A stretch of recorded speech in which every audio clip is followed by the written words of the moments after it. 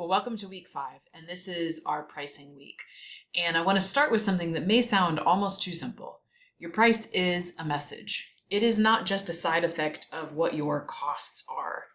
It is not just a number that you pick to be competitive. It is a message, and it tells your target customer something really specific about who you are, what you stand for, and whether they belong in your world. So, when you get the price right, everything else that you have been working on building these last 4 weeks, positioning, product, brand, all of that snaps into alignment. Now, if you get it wrong, it really can undermine all of those other things. We're going to spend some time this week on 2 brands that represent very different approaches to pricing strategy. First, we've got Apple, which charges almost more than any other brand and makes it work. And then we have Trader Joe's that is less than most of their competitors, and they also make it work. What these 2 companies have in common is that neither of them is guessing about their price. Both have clear strategic logic behind it, and that is what we're looking for. All right, so Chapter 10 gives us 3 foundational pricing approaches, and they represent 3 fundamentally different starting points. Cost-based pricing asks, what did it cost to make this? And a standard markup, and then you set the price. It is simple, it's familiar, and it's completely internally focused. It does not ask what the customer thinks the product is worth. It doesn't ask what the competitors are charging. It just does the math on costs and then adds a margin. For commodity products in competitive markets, this approach works reasonably well. For brands trying to build a premium position, it's a trap. If your costs are high, cost-based pricing forces you into a price the market may not support.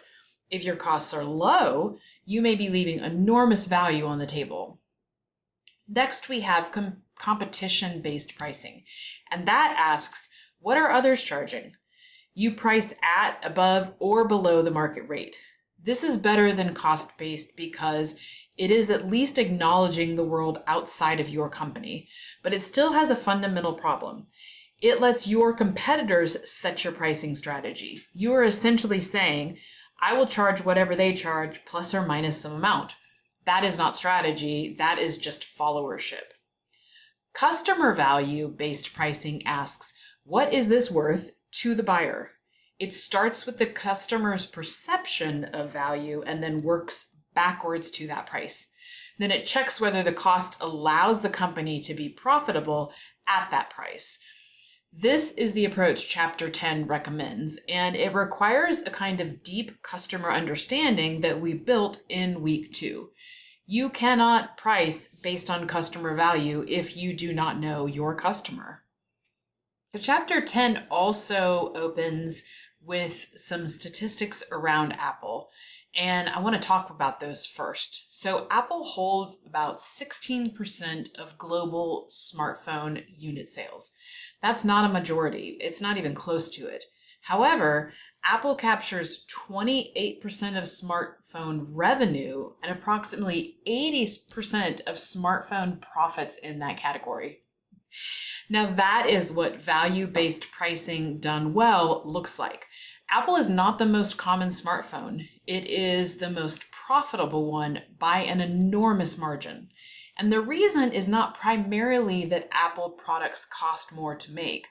The reason is that Apple has convinced a specific, loyal, and large customer segment that the premium is worth it. Here is the psychological mechanism the textbook identifies.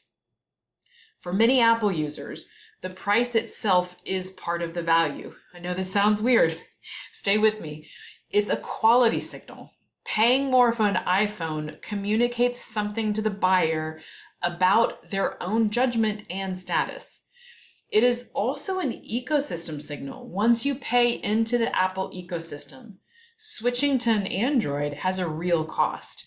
And it's an identity signal. Being an Apple user means something to a particular kind of customer.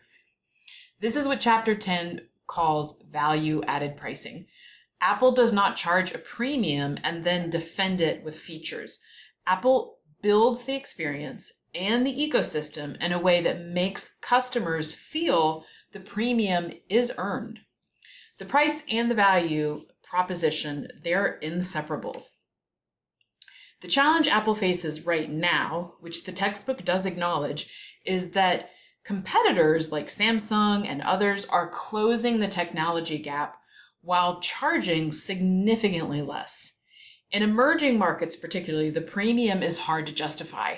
Apple is not cutting prices. They are pushing harder on the AI and ecosystem integration angle to keep that value-based argument intact. Whether that works is one of the most interesting strategic questions in consumer technology right now. Now let's go to the very opposite end of the price spectrum and look at Trader Joe's, because this case is as instructive as Apple, it's just in a different direction. So Trader Joe's has built a cult following by offering what their fans call cheap gourmet. The product is genuinely good, often unusual, and it's hard to find anywhere else. And the price is really actually low for the quality. That is not a discount store that happens to have some decent items. This is a brand with a very specific and a very deliberate price-value positioning.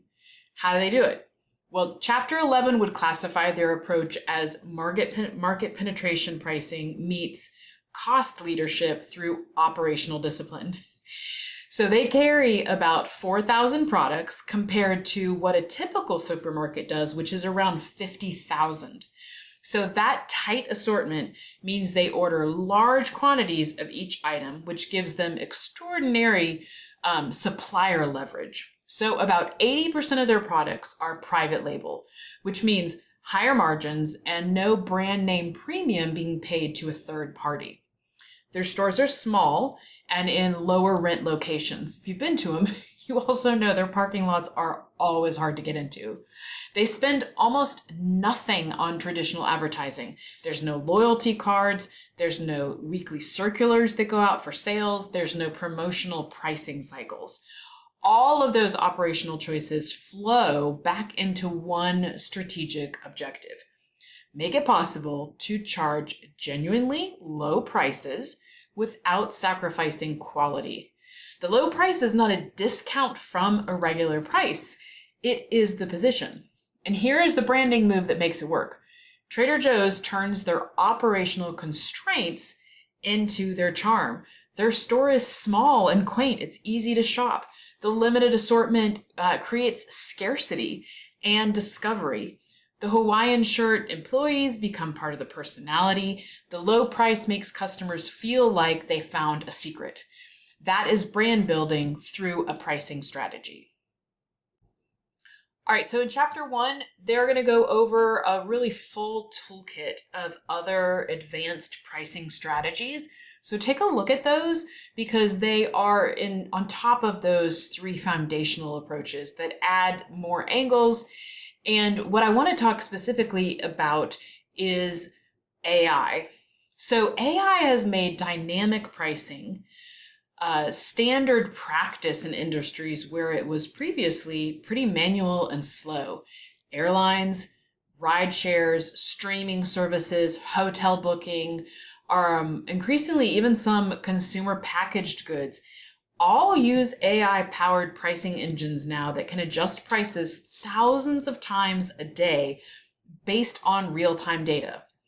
So think of an example as, have you heard someone saying they are trying to book an airline, and when they do it from their web browser, the price is higher than if they go to the library and use a public computer? That would be what we're talking about, that dynamic pricing.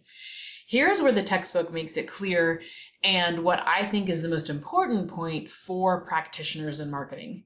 AI enables this real-time execution of a pricing strategy, but it does not tell you what the strategy should be. Deciding whether to be Apple or Trader Joe's, whether to skim or penetration marketing or by segments, all of that, these strategic judgments, they require an understanding of your company. They require an understanding of your brand and your competitive position. So that is the work you have been doing the last 4 weeks. The algorithm will execute some of those things, but you still need to decide what the meaningful decisions are on that strategy. All right, so your 2 chapters to read this week are 10 and 11. I would spend more time on chapter 10. 11 gives some of these additional things, so do a really healthy skim of chapter 11. Also, in your assignment, you are allowed to use AI this week, but you do have a reflection as part of that. Those instructions are in the assignment. So I will see you in class and look forward to your work.